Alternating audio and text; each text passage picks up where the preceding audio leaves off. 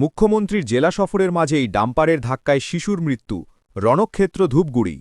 মুখ্যমন্ত্রী যখন জেলা সফরে ব্যস্ত, ঠিক তখনই ডাম্পারের চাকায় পিষ্ট হয়ে মৃত্যু হল ৫ বছরের এক শিশুর।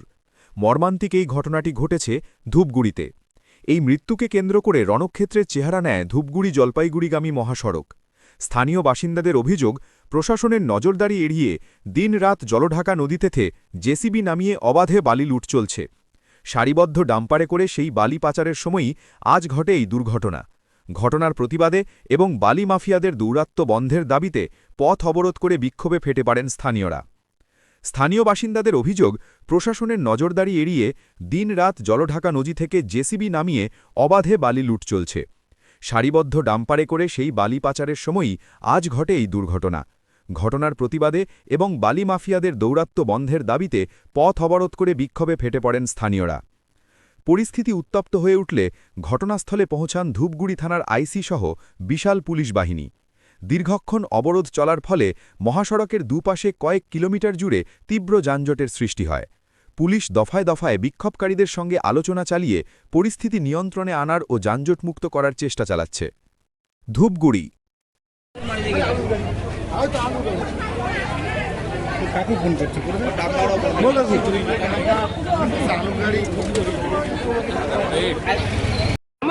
আমার বাচ্চা একজনের 5 বছরের বাচ্চা, এই বালুর গাড়ি দিলে খুব অসুবিধা হয় আমার। এখন পদার্থ কি দাবি জানাচ্ছেন? আমরা চাই যে এটা আমাদের বালু মাফিয়াদের গাড়ি ঘোড়া এসব এই রোডে করে না, বন্ধ। আমার কামটা ধরা, পুলিশ আসছে।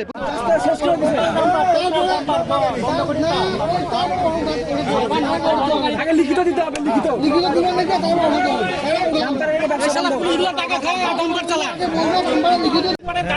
শুধু আজকে নয়, সারা জীবনের জন্য।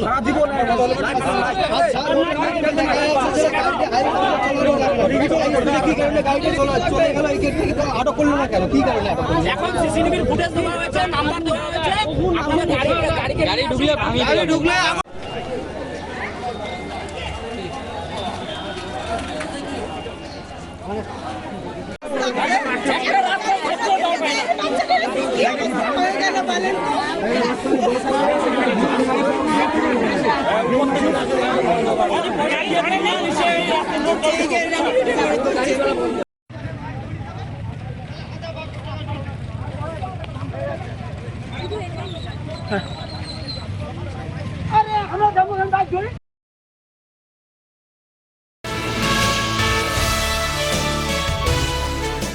ব্লক এলাকার ৮টি দলকে নিয়ে একদিবসীয় ফুটবল প্রতিযোগিতা খয়রাশলের পানশিউড়িতে।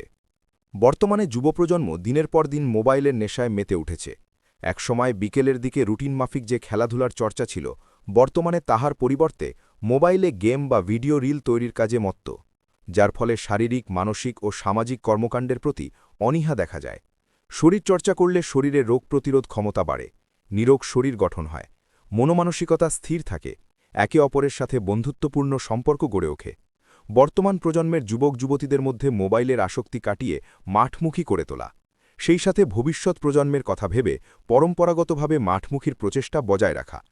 সেই প্রেক্ষিতে ২৫শে মার্চ বুধবার কোল ইন্ডিয়ার আর্থিক সহায়তায় এবং খয়রাশল ব্লকের পানশিউড়ি ফ্রেন্ডস ক্লাবের আয়োজনে স্থানীয় ব্লক এলাকার ৮টি ফুটবল দলকে নিয়ে একদিবসীয় নকআউট ফুটবল প্রতিযোগিতার আয়োজন করা হয় পানশিউড়ি ফুটবল ময়দানে। খেলা শুরুর প্রাকমুহূর্তে ৮টি দলের খেলোয়াড়দের মধ্যে জার্সি ও প্যান্ট প্রদান করা হয়। খেলতে গিয়ে কোনো খেলোয়াড় যদি গুরুতর আঘাত পেয়ে থাকেন, তাহলে তড়িঘড়ি তাকে স্থানীয় স্বাস্থ্যকেন্দ্রে চিকিৎসা পরিষেবা প্রদানের লক্ষ্যে সর্বক্ষণের জন্য একটি অ্যাম্বুলেন্স রাখা হয়। এদিন প্রখর রোদ মাথায় নিয়ে খেলা দেখতে ভিড় জমান স্থানীয় মানুষজন। তাদের উৎসাহ উদ্দীপনা ছিল চোখে পড়ার মতো। চূড়ান্ত পর্যায়ের খেলায় মুখোমুখি হয়ে পেরুয়া ফুটবল দল বিজয়ী এবং কেনগড়ে ফুটবল দল বিজিত ঘোষিত হয়। খেলা শেষে এক মনোজ্ঞ অনুষ্ঠানের মাধ্যমে বিজয়ী ও বিজিত দলকে সুদৃশ্য ট্রফি ছাড়াও অন্যান্য পুরস্কার প্রদানের মাধ্যমে দলগুলোকে উৎসাহিত করা হয়।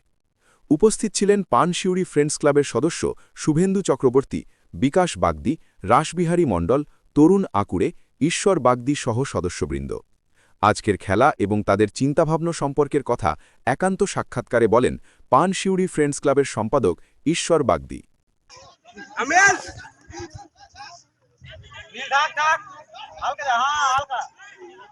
ঢুকে যা ওনা বেরিয়ে যা বল বেরিয়ে ওটা অফসাইড চেক করবে এ আস্তে খেলা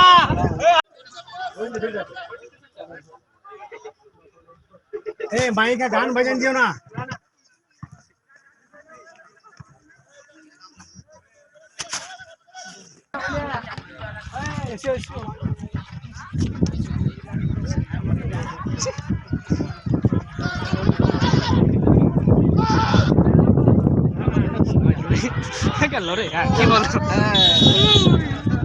শেখ রিয়াজউদ্দিন, বীরভূম, ভয় টিভি।